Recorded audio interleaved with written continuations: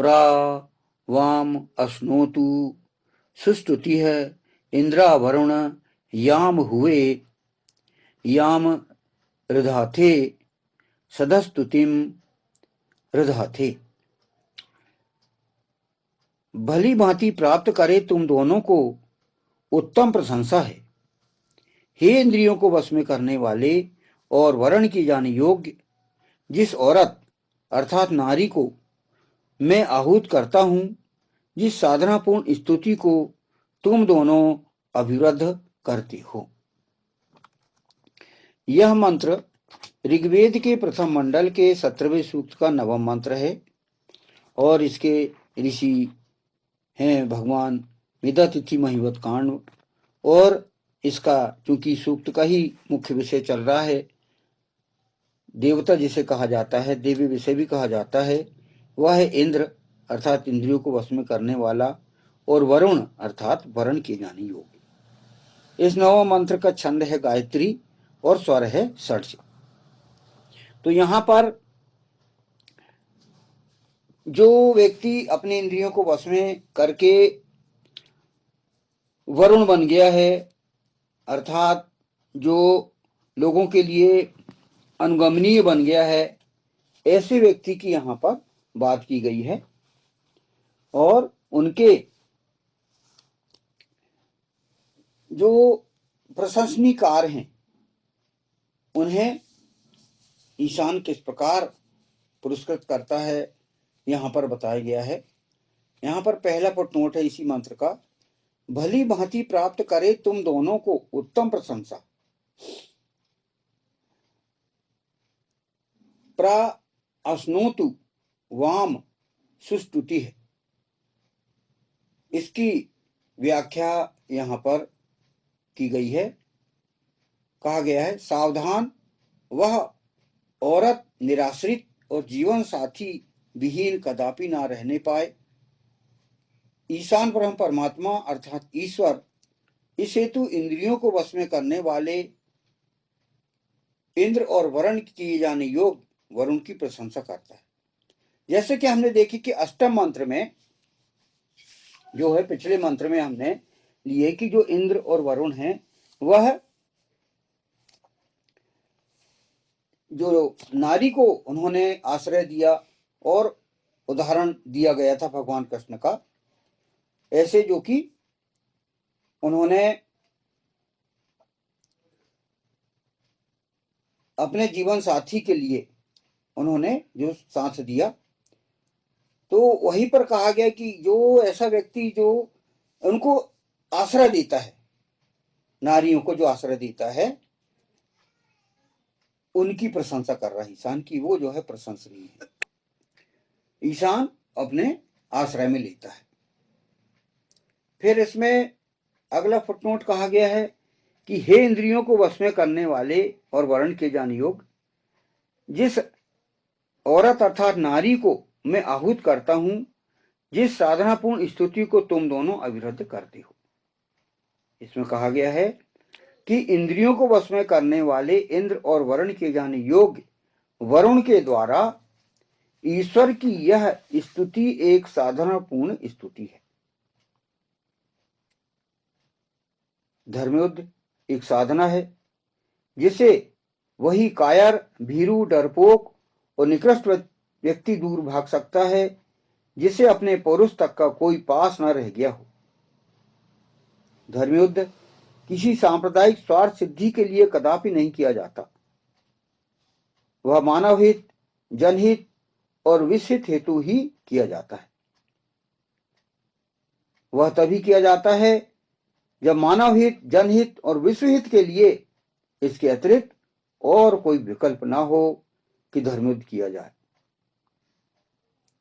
किसी भी औरत के जीवन को सुखमय बनाना, उसे समाज में सम्मानजनक स्थान दिलाना एक साधना है। मानव इतिहास में ईश्वर के आज्ञाकारियों द्वारा इस हेतु अनेकों धर्मयुद्ध लड़े गए हैं।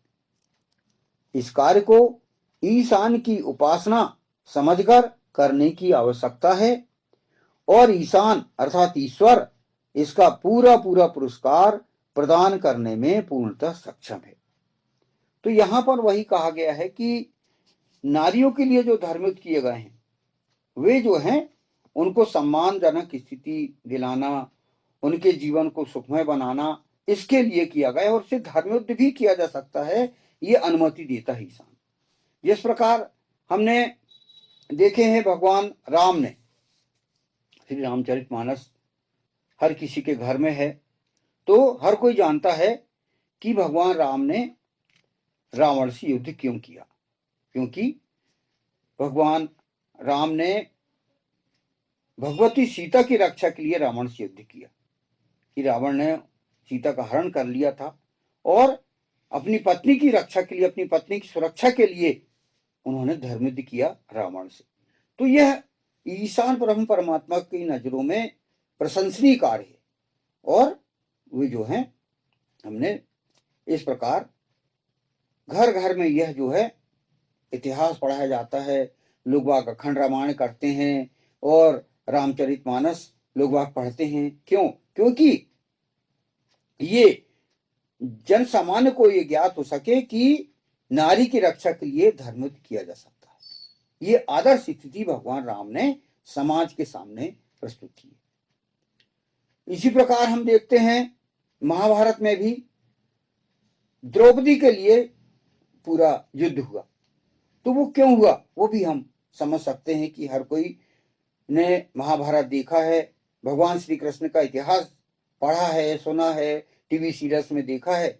तो यह जो युद्ध हुआ था वह भी एक नारी की रक्षा के लिए, नारी की अस्मत्व आबरू की रक्षा के लिए किया गया। तो ये जो है मतलब वेद में जो आदेश दिए गए हैं उनका पालन भगवान राम, भगवान कृष्ण इन्होंने किया और जन सामान्य के लिए प्रस्तुत किया। क्योंकि जो व्यक्ति यहाँ पर जो उदाहरण मतलब जो दिया गया मुख्य विषय जो चल रहा है इंद्र और वरुण का, तो इंद्र मतलब वही जो कि हम यह जो विशेषता भगवान राम में देखते हैं, भगवान कृष्ण में देखते हैं और वे भी वर्ण किए जाने क्योंकि लोग उनका अनुगमन करते हैं। हम देखते हैं कि कितने प्रसिद्ध हैं ये दोनों। तो यह जो है ये क्यों किया गया भगवान राम और भगवान कृष्ण के द्वारा? उन्होंने पूरे सृष्टि को एक ये दिया, उन्होंने विश्व हित के लिए कहा कि भगवान राम, भगवान कृष्ण ने औरत के जीवन को सुखमय बनाने के लिए, समाज में सम्मानजनक स्थान दिलाने के लिए कहा कि एक साधना है भाई। और मानव इतिहास में जो है यही जो है पाया जाता है कि किस प्रकार भगवान कृष्ण, भगवान राम ने ये धर्मयुद्ध किया। तो हम यही देखते हैं कि किस प्रकार लोग आचरण करें और आचरण करके अपने जीवन को सफल बनाए। यानी व्यक्ति अपने वेद पर आचरण करके जीवन व्यवस्था को अपनाए, अपने जो दाम्पत्य जीवन है और पारिवारिक जीवन है, सामाजिक जीवन है, उसमें हम सफलता प्राप्त करें और हमारे जो जीवन है उसको सुखमय बनाएं। इस प्रकार यह नवम मंत्र में ये कहा गया है। भली भांति प्राप्त करे तुम दोनों को उत्तम प्रशंसा, हे इंद्रियों को वश में करने वाले और वर्ण किए जाने योग्य, जिस औरत अर्थात नारी को मैं आहूत करता हूं, जिस साधनापूर्ण स्तुति को तुम दोनों अविरुद्ध करते हो। ओम प्रावामश्नोतु सुस्तुति इंद्रा वरुण याम हुए याम रधाथे सदस्तुतिम रधाथे। ओम।